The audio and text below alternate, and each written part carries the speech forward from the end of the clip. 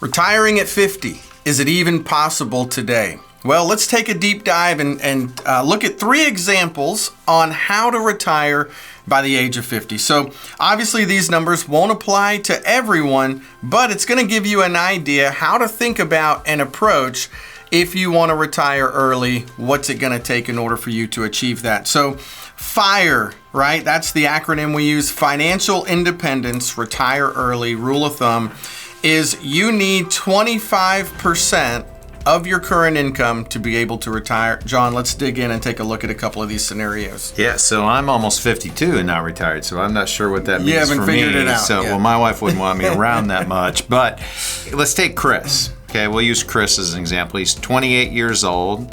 He makes $70,000 a year. That's probably in the neighborhood for kids, or not kids. They're kids to me when you're 52. Right. At an average rate of 8%, he needs to invest, get this, 45% of his current income to reach the goal of accumulating just under $1.9 million for retirement. But if Chris doesn't delay gratification and he waits to start investing until age 35, that 7 years is going to cost him just under $1 million. So we have this saying around our office, Dan, that you can pay now and play later, or you can play now and pay later. The earlier you get started, the more beneficial it's going to be, and the more choices you're going to have as to whether or not you retire at 50 or whenever.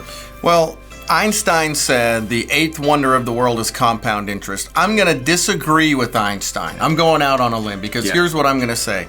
Compound interest is amazing, but time plus compounded interest is the 8th wonder of the world. Look at the numbers. We're going from 1.8 million down to 908,000. Literally almost cost this guy $1 million just in 8 years. Some people go, 8 years, how much would that really matter? Well, $1 million it matters in this scenario. In fact, the numbers can just be larger. So time is the number one biggest component we want to understand when it comes to investing and wanting to retire early. So then we look and says, well, if he started investing at 28, but instead of 45% of his income, he invests 25%, that's just $1 million at 50 years old. So it is possible to retire at 50, John. It just means we've got to live on less than what we make. That's important. Really trying to delay gratification.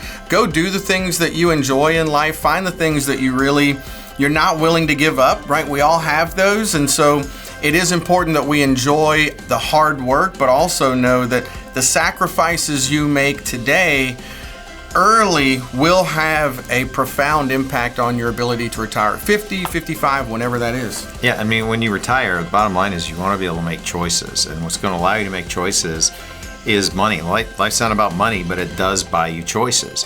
And, I've read surveys, Dan, I know you have too, where people in America feel like, hey, I can just sort of wait till I'm in my 40s or early 40s or 40 or whatever and start saving.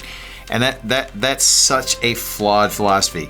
It doesn't make you Einstein, let's put it that way. Just making the choices today that can help you be able to have a lot better choices down the road. And it starts small. That's what people don't understand.